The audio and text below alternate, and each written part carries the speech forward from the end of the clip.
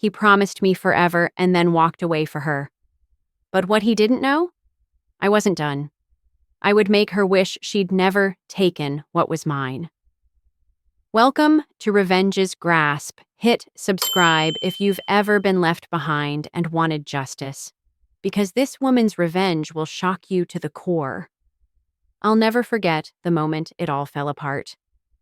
It was a Sunday evening, and I was in the kitchen, making dinner for my husband, Andrew. I'd spent the whole afternoon preparing his favorite meal, just like I did every week. It was our tradition. We'd sit down, laugh, talk about the week. It was supposed to be our time. But that night, everything changed. The door opened. I heard him come in, but he didn't come to the kitchen. I called out, "Dinner's ready, love." But he didn't respond. I walked into the living room, and there he was, standing by the front door holding a suitcase. His face was pale, his expression distant. "What's going on?" I asked, a pit forming in my stomach. He looked at me as if he'd rehearsed it 100 times. "I'm leaving," he said, his voice flat, emotionless. I froze. "Leaving? What do you mean, leaving?" I couldn't comprehend what he was saying. He looked away, avoiding my gaze. "I've met someone else. Someone younger. Someone I feel more connected with. I think you know her." I felt like the ground had shifted beneath me. My breath caught in my chest. "You're leaving me? For her?" I whispered, barely able to form the words. His eyes flickered with guilt, but he quickly suppressed it. "I didn't want it to happen this way. I never meant to hurt you, but it's been a long time coming. I'm sorry." The room seemed to close in around me. I could barely hear his words. My own thoughts were screaming too loud. My mind raced back to the beginning. The good times, the laughter, the promises. We were supposed to grow old together. But now? Now I was just an afterthought. The love of my life had fallen for someone younger. Someone he thought would make him feel alive again. And in that moment, I knew my life had changed forever. I didn't cry. I didn't scream. I didn't beg. Instead, I stood there, numb, as he walked out the door with her. A woman who had only recently come into our lives. The woman who had begun as an acquaintance, a work colleague, and then, without warning, became my replacement. As I stood in the silence of my empty house, I didn't feel sorrow at first. What I felt was anger. The anger that comes from betrayal. The anger that comes from being invisible in the life you thought was yours. It wasn't just about Andrew leaving. It was about the way he had discarded everything we built for a fleeting infatuation. And her? The woman who thought she had won? She had no idea what she was stepping into. No idea what I was capable of. I wasn't going to beg Andrew to come back. I wasn't going to waste my time trying to fix what was broken. I was going to make her life a living nightmare. The same way she had destroyed mine. But I wouldn't do it out of anger, at least not directly. I would play the long game. I would make sure every single thing she took from me would be taken back, piece by piece. I wouldn't chase Andrew, but I would watch as his perfect little world crumbled. I would make her realize just how much she had taken. And when it was all over, I'd be standing on the other side, stronger, wiser, and in control. Because sometimes, revenge isn't about making them hurt in the moment. It's about making them pay for the rest of their lives. I knew that in order to truly make her life a nightmare, I had to be smart. I couldn't act out of pure emotion.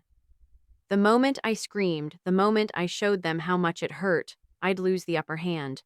I had to be patient, strategic. The first step was control. I made sure to stay calm, cool, and collected as I packed my things into a suitcase and moved out of the house. I had to leave, not for me, but for what I was about to do next. I couldn't carry out my plan if I was still living in the same place. They had to believe they were free, that they had won, that they had nothing to fear. I stayed with a friend for the first few days. I needed to clear my head. I didn't tell anyone what had happened. Not yet. I had to think through every step, every consequence. I needed everything in motion before they knew I was coming for them. Then I started digging. The first thing I found out was that Rachel, the younger woman, worked for the same company Andrew did. They had met during a business trip abroad, and suddenly Rachel had become a frequent guest at all of their company events. I thought I'd be the one to attend these things, but Rachel had weaseled her way in. It was obvious now that she had been playing the long game, too. But what she didn't know was that I had my own tricks. I knew exactly how to use people in power, just like she had learned from Andrew. It was only a matter of time before she started making mistakes. I used every connection I had to gather intel on her. A colleague who had been friendly with me during my time at the company still kept in touch. I casually reached out to them, asking about her work ethic. The information I gathered was golden. Rachel was careless with her private affairs. She used the company's email to talk about personal matters. She was overly friendly with the staff. And worst of all, she had no idea what she was getting into when she started pushing the boundaries with the boss. I started tracking her movements. I would find something to destroy her reputation with. But I needed to wait for the perfect opportunity. Then the twist came. It was a week later, and I was sitting in a coffee shop when I saw Rachel, dressed in a chic work dress, sitting with none other than Andrew. They were laughing, sharing a coffee, whispering. But then I saw it. A ring on her finger. A wedding ring. The blood drained from my face as everything shifted. She hadn't just stolen my husband. She had gone as far as to get engaged to him. The anger I had been holding back suddenly flared up. This was no longer about revenge for an affair. This was about the fact that she had completely stolen my life, but I wasn't going to confront them. Number that would be the wrong move. Instead, I needed to make sure she realized just how much she had underestimated me. I smiled to myself. Now, the game was on. I started by gathering more intel. Rachel's engagement ring wasn't the only thing I could use to my advantage. I found out that she had a side business, something she tried to keep secret. A fashion line, of all things, but it wasn't registered, and she was illegally using company resources to fund it. I had the evidence, proof that she was violating company policy and ethics. I could take her down without even trying to mess with her personally. But I wasn't done yet. I still had the most potent weapon left. Andrew. It was time for him to understand what it truly meant to lose everything. Not just the woman he chose over me, but the woman who would make sure he would never find peace again. The days that followed Rachel's engagement to Andrew were some of the most quiet and calculating of my life. I had always been good at keeping my emotions in check, but now it was a skill I relied on more than ever. I wasn't going to burn down their world in one fiery explosion. No, I would watch them burn. I would set the flames carefully, one match at a time. I started with Rachel's side business. The fashion line she was running, Elysian Dreams, was built on the fragile foundation of her secret use of company resources. I had the proof, and I was going to use it. I hired a private investigator, someone who could dig deeper and pull up more dirt than I could. Within a few days, the investigator found more discrepancies. Rachel had been accepting illegal donations from suppliers, using company credit cards without approval, and in some cases, inflating invoices to cover up the difference. It was perfect. All I needed now was the right timing and the right hands. I contacted a lawyer who specialized in corporate fraud. With his help, we made a plan to anonymously leak the information to the company's internal compliance team. I didn't want Rachel to get away with it quietly. She would lose her business and her reputation before she even realized what had happened. Meanwhile, I kept my distance from Andrew. He thought I was grieving, quietly moving on, maybe even accepting the situation. He had no idea that while he was basking in his new life with Rachel, I was quietly orchestrating his downfall. I wasn't going to let Rachel get the upper hand and steal everything from me. No, it was time to make her feel the sting of her decisions, to make her regret ever crossing the line with me. The night before I had the compliance email sent, I got a call from an old friend, a journalist I used to work with in the PR world. Her name was Claire, and we'd stayed in touch over the years. When I told her about Rachel's business and the fraud I had uncovered, her eyes lit up. "You want me to do what?" Claire asked. "I want you to make Rachel's life public, but not in the way they'll expect." "You can do that, right?" I asked. "I'm in. Just tell me what you need." The plan was simple. Make Rachel's business fail before the company even caught on. The public humiliation was the key. Rachel was still relatively unknown outside of her niche, but I knew that once the press got hold of the story, it would spread like wildfire. I gave Claire the details she needed: a timeline of Rachel's fraudulent activities, the emails, the supplier names. By the next morning, Claire had already written an expose. The headline read, "Local Entrepreneur's Fashion Line Built on Lies, Fraudulent Use of Company Resources Uncovered." It hit social media hard. The fashion industry blogs picked it up. Then local news outlets followed.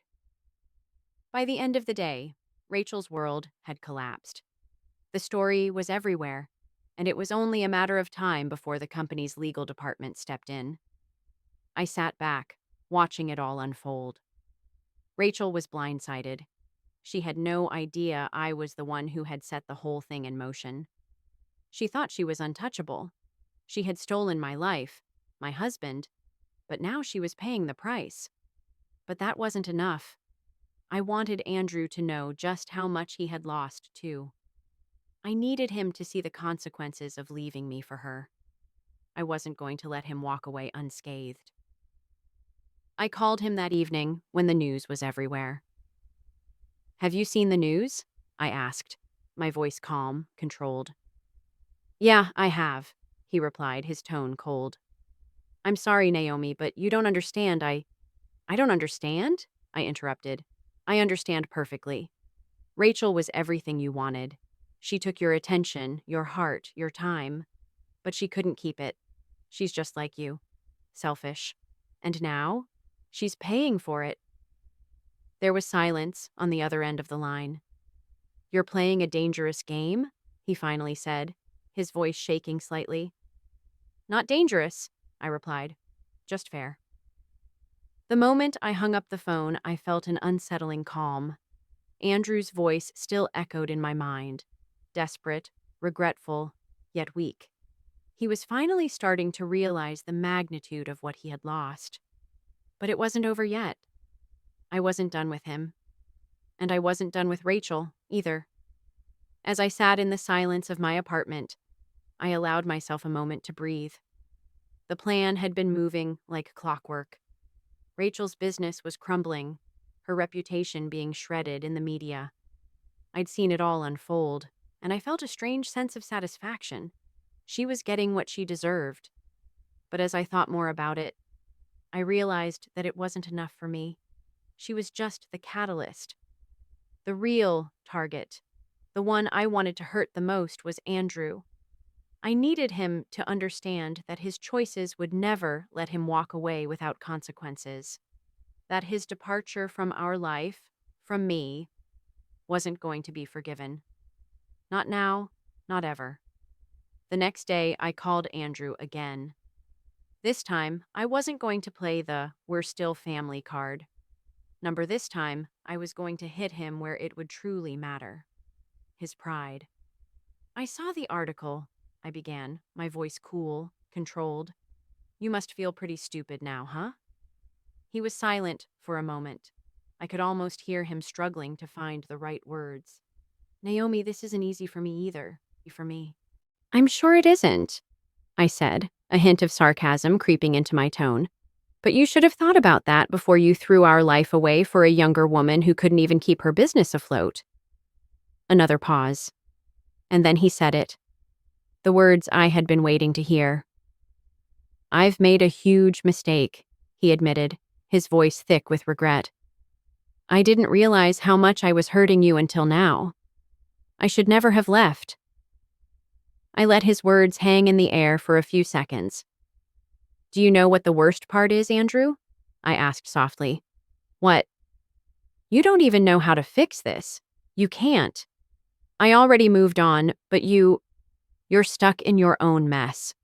Rachel is just the beginning. You're next. I let that sink in. He stayed quiet, and I could feel his helplessness seeping through the phone. But that wasn't enough for me. I wanted to see him suffer the way I had. I wanted him to feel the same emotional turmoil that Rachel had caused me. So I did something I knew would hit him where it hurt the most. I called his parents. I hadn't spoken to them since the divorce, but I knew they still adored him. They were the ones who had always pushed for the perfect image of their son. The family man. The successful husband. They couldn't know about Rachel. Not like this. The conversation was short, but it was effective. I didn't need to explain much. I just let them know about the article, Rachel's business failure, and how their son had abandoned his family. How he had chosen a younger woman and, in doing so, had destroyed everything he had worked for. His parents were devastated.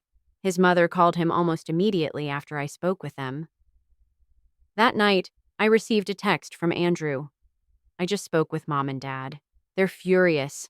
They said I ruined everything. They've already started distancing themselves from me. I smiled to myself. This was the beginning of his public downfall. His family, the one he had counted on for support, was now abandoning him. His reputation, once pristine, was quickly slipping through his fingers. I wasn't done with him, though. This was just the beginning. Andrew's world was beginning to crumble, piece by piece, and I was watching it all unfold with quiet satisfaction. The phone calls from his parents, the whispers from our old friends, the press quietly digging deeper into his newfound relationship. They all led back to one thing. His lies were exposed. But Rachel? She wasn't going to get off that easy.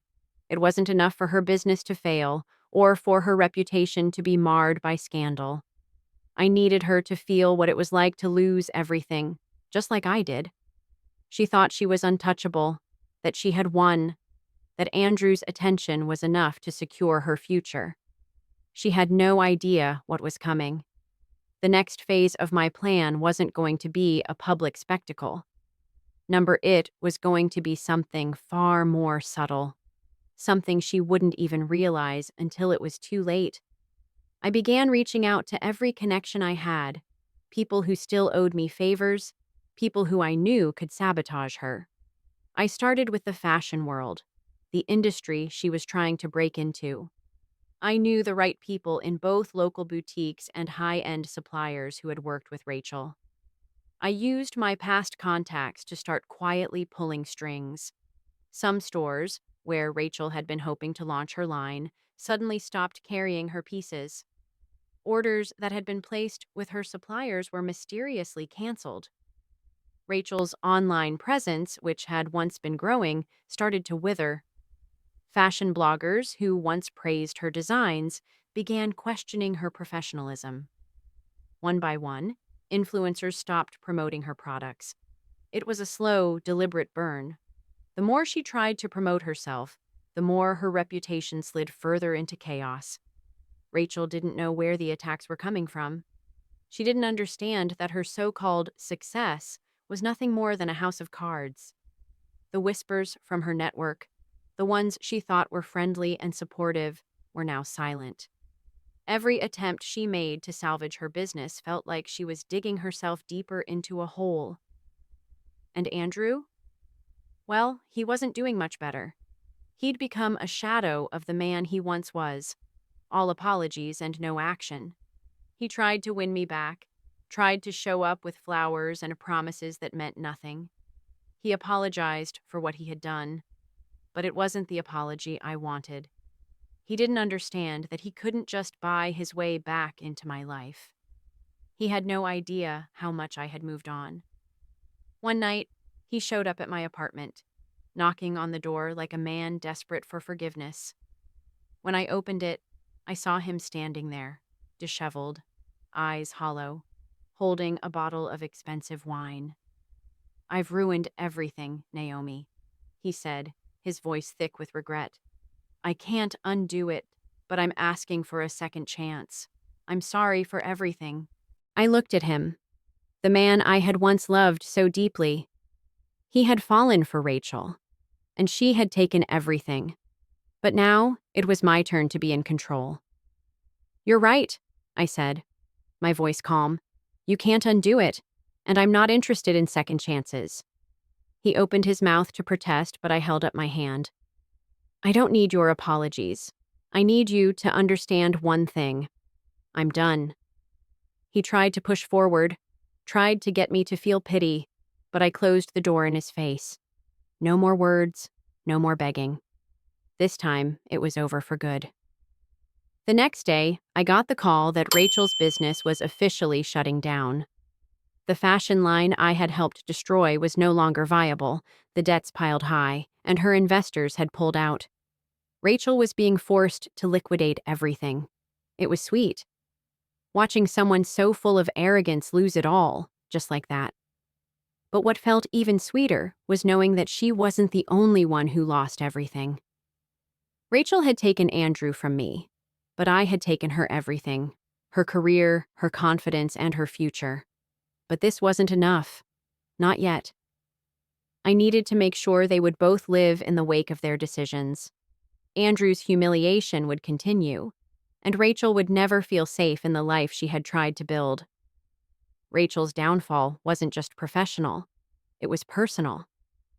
As I watched her life crumble, piece by piece, I couldn't help but think back to the years I spent building everything with Andrew: the house, the memories, the plans for our future.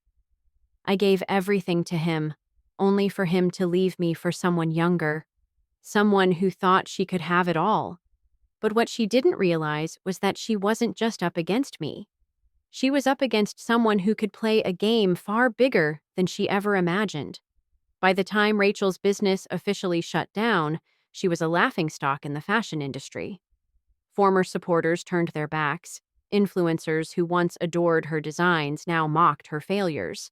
And those who had once wished for her success now whispered behind her back, "What did she expect?" Taking someone's life like that. The people she had used for her own gain were now the ones pushing her down. And she was fighting alone, without the support she thought she had. Andrew, for all his regret, couldn't stop the flood of consequences. He had lost her trust, too. She saw him as weak now, no longer the powerful man he once was. He had been left with nothing but an empty ego and a ruined reputation. I couldn't stop watching from the sidelines, but I wasn't just watching Rachel fall. I was ensuring she never got back up. I knew it wasn't enough to ruin her business. I needed her to feel the social isolation, the loneliness that comes from losing everything. So I went further.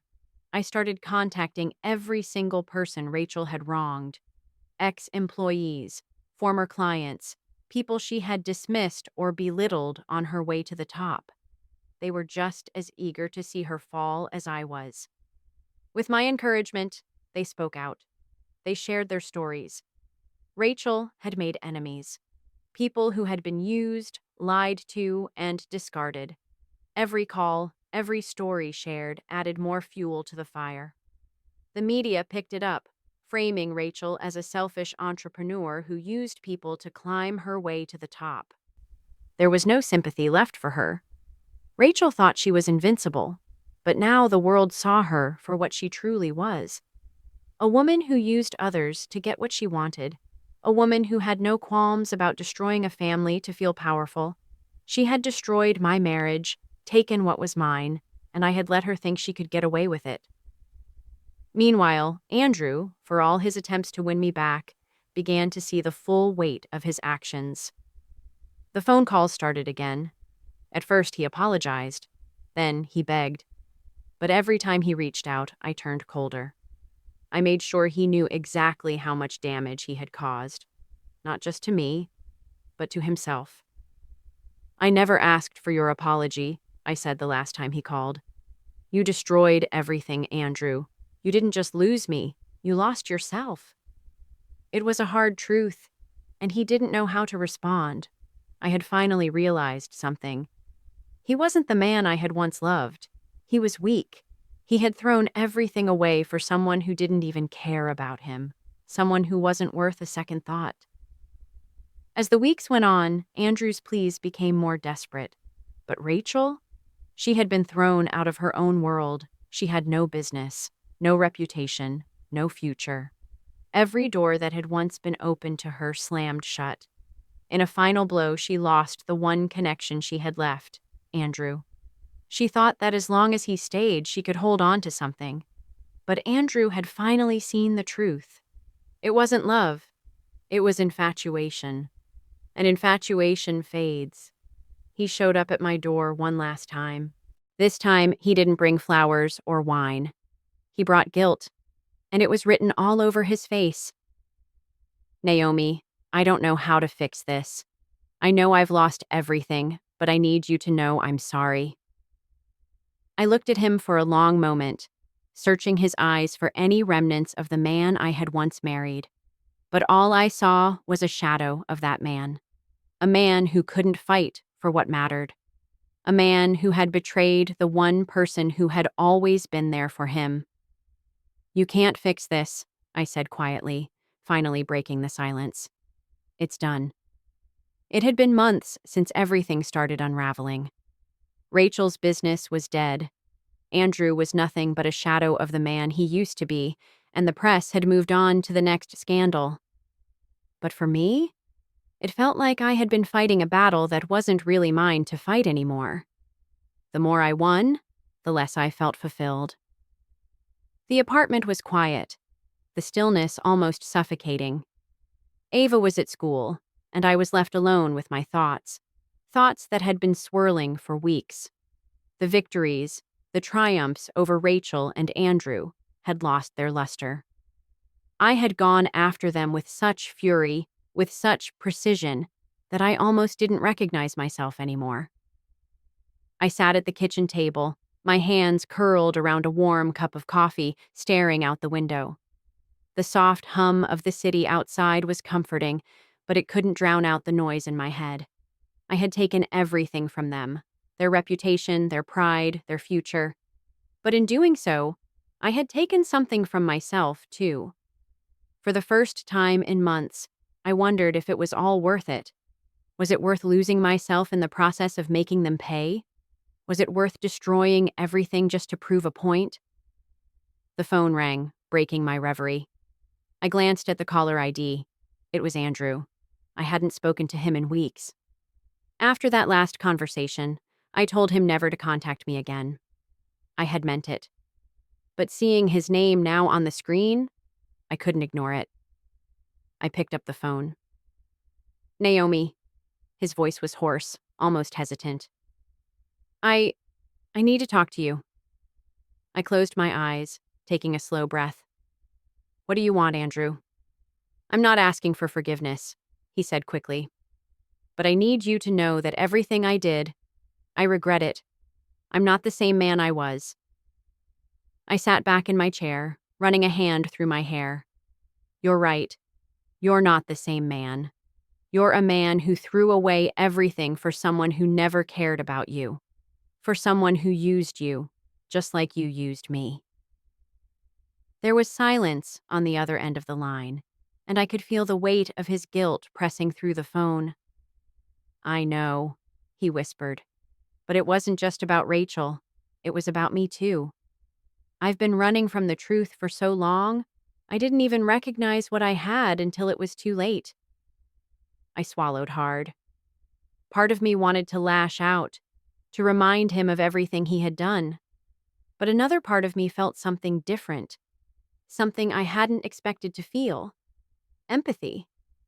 "I'm sorry, Naomi," he said, his voice breaking. "I failed you. I failed our family. And now I'm just lost." I wanted to hang up. I wanted to tell him to go to hell and never speak to me again. But I didn't. Instead, I asked him a question that had been haunting me. Why did you choose her, Andrew? After everything we had, everything we built, why her? He was quiet for a long time, and when he spoke again, his voice was full of regret. Because I thought she was easier. I thought she would be simple. But now, I see what I lost, and I don't know how to fix it. I let his words sit in the air between us, not knowing how to respond. What could I say? What could I possibly say that would make him feel better, make him understand the gravity of his betrayal? But instead of offering him comfort, I gave him a cold truth. Maybe the hardest part, Andrew, is that you can never fix it. You destroyed something beautiful, and no amount of apologies will change that. We can never go back. For a long time, there was silence. It was as if he was trying to come to terms with that truth, with the reality that he could never undo what he had done. I just wanted you to know that I'm sorry, he said softly. I'll always be sorry for how I treated you. I closed my eyes, letting out a sigh. I know, but I need to move on, Andrew. I need to let go, and so do you. I hung up the phone, and for the first time in months, I felt like I could finally breathe. I had spent so long seeking revenge, focusing on the destruction of others, that I had forgotten to rebuild myself. I had forgotten to heal. I walked to the window, looking out over the city. My future wasn't in Andrew's regret or Rachel's downfall. It was in me. I had the power to decide who I wanted to be, who I wanted to become. And this time, I wasn't fighting for a life that wasn't mine. This time, I was fighting for my freedom. After the phone call with Andrew, something inside me shifted. It was like a weight had lifted off my chest. The anger I had been carrying for months, the bitterness, the desire to make him pay, it all suddenly felt like it didn't matter anymore. I had fought so hard for so long, pushing myself to outsmart Rachel, to bring Andrew to his knees, to expose their betrayal. But now, I was done. I was done with them. I was done with the pain they had caused me. The truth was simple. I wasn't fighting for revenge anymore. I wasn't fighting to get Andrew back or to tear Rachel down. I was fighting for myself. The next few days felt like a fog lifting. I woke up and realized I had the freedom to choose my life again. No one was holding me back. No man, no family, no betrayal could define me anymore. I took a deep breath, standing in front of the mirror one morning, looking at the woman staring back at me. She wasn't the woman Andrew had left behind. She wasn't the angry, hurt wife trying to claw her way back into a broken marriage. She was someone new, someone stronger, someone who had endured and who had survived. I was finally free to live. The first thing I did was throw myself into a new project, something that wasn't about Andrew or Rachel or my past. It was about me. I started a new business, a fashion consultancy for women who had recently gone through major life changes. Whether it was a divorce, a job loss, or a personal tragedy, I wanted to help women feel powerful in their own skin again. My past experience in PR and branding gave me the tools, but my own story gave me the drive. I was passionate about showing women that they could be their own heroes, that they didn't need to wait for someone else to make them feel worthy. As my business began to take off, I realized something important. The work wasn't just about helping others. It was about healing myself. It was about reminding myself every day that I was enough, just as I was. A few weeks later, I got a call from a potential client, a woman who had gone through a painful divorce. Her ex-husband had left her for a younger woman, and she was struggling to find herself again. As I listened to her talk, I couldn't help but feel a deep connection to her. I had been there. I had felt what she was feeling, but I also knew, deep in my heart, that the worst part of all of this was not the betrayal. It was the loss of self, It was so easy to lose yourself in the anger, the hurt, the revenge. But when you let go of that, when you finally see who you are without the baggage, without the bitterness, that's when you truly reclaim your life. I told her what I had learned in my own journey. I told her to look at herself, not as the woman who had been left behind, but as the woman who had endured. I reminded her that she was worthy, powerful, and ready for whatever was next. And for the first time in months, I realized that I was no longer living in the shadow of my past. I had made it through. I had come out the other side stronger, wiser, and free. The weeks that followed were a blur of success and personal growth. My business was thriving, my confidence was growing, and every day felt like a step further away from the pain I'd lived with for so long. I had started living for myself, and it felt like freedom. True, undeniable freedom. I had reclaimed my life, and I wasn't going to let anyone take that from me again. But then one day, the phone rang. It was a number I didn't recognize, but something about it felt familiar. I answered, hesitating for a moment. "Naomi," a soft voice said on the other end. "It's Rachel." I froze. For a moment, I thought I'd misheard her. Rachel? After everything? After all that had happened between us? I couldn't quite place the emotion that flooded through me. Shock, curiosity, maybe even a touch of disbelief. She went on, "I know it's been a while, but I wanted to reach out and apologize. I don't expect anything from you, but I need you to know that I regret everything that happened between us. I was wrong. I know I hurt you, and I never should have taken your husband. I can't change the past, but I'm truly sorry." The words hit me like a punch to the gut, but they weren't the words that took me by surprise. It was the tone, the sincerity in her voice, the vulnerability that I'd never imagined her capable of. Rachel had always been a force of nature, full of confidence and arrogance, but now she sounded different, defeated almost. I sat there in silence, the phone pressed to my ear, unsure of how to respond. I hadn't expected this. I didn't want this. A part of me wanted to hang up, to tell her that I didn't care, that I was done with her and everything she represented.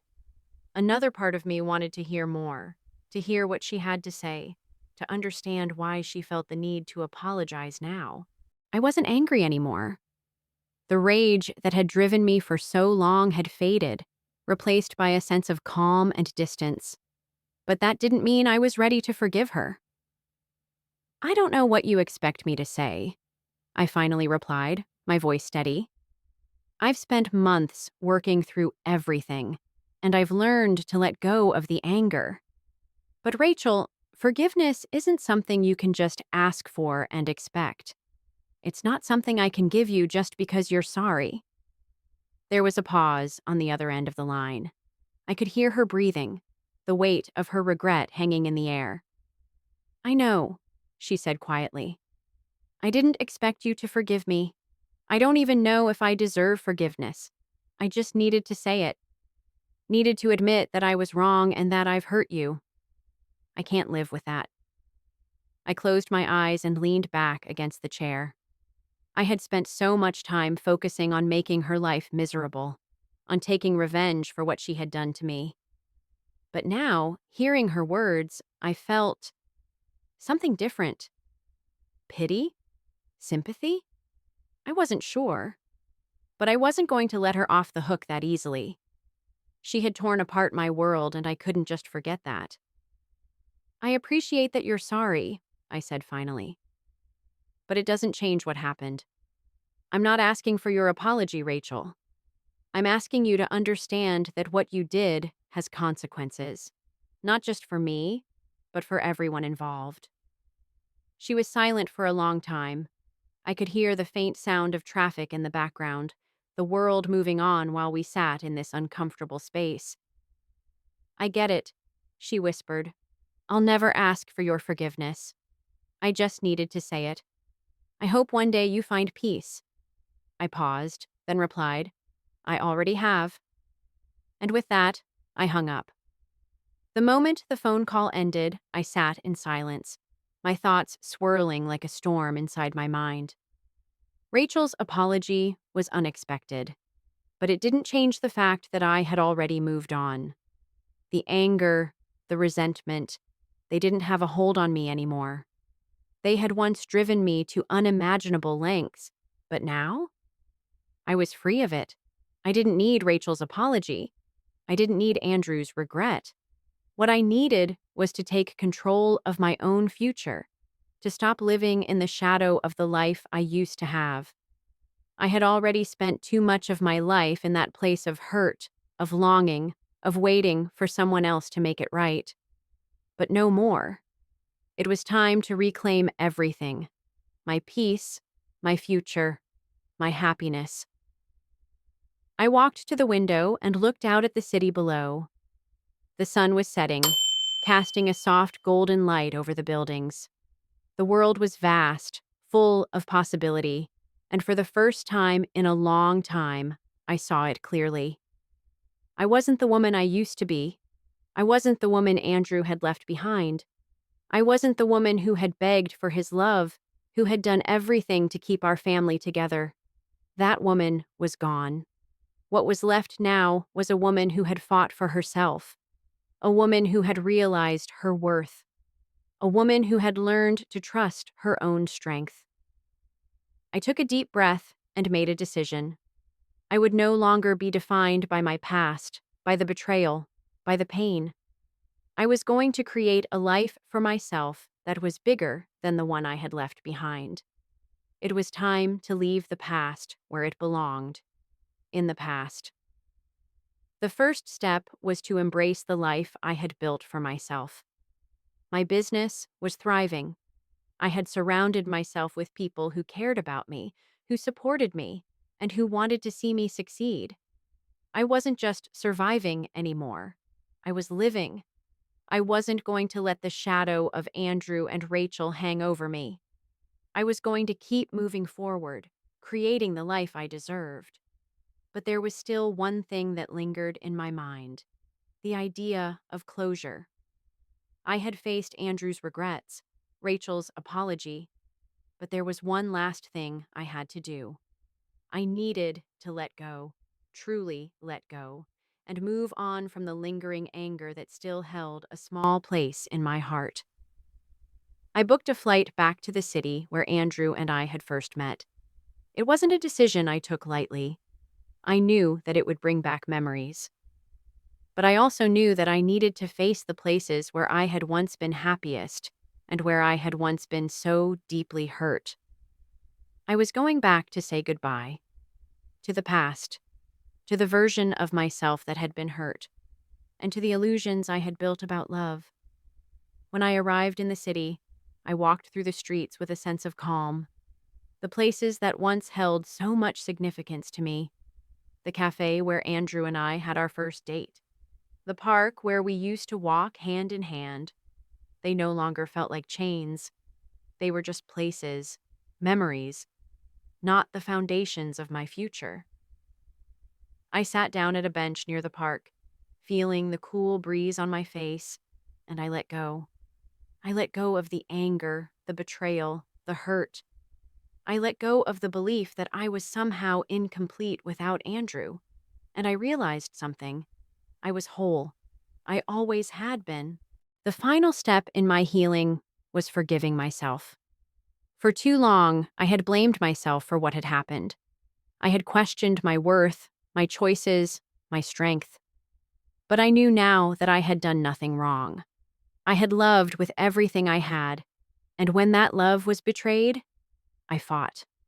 I fought for my dignity, for my peace, and for the future I wanted to create. And as I sat there in the park, watching the world go by, I made a promise to myself. I would never again allow someone else to define me. I was the author of my own story, and I would write it however I pleased.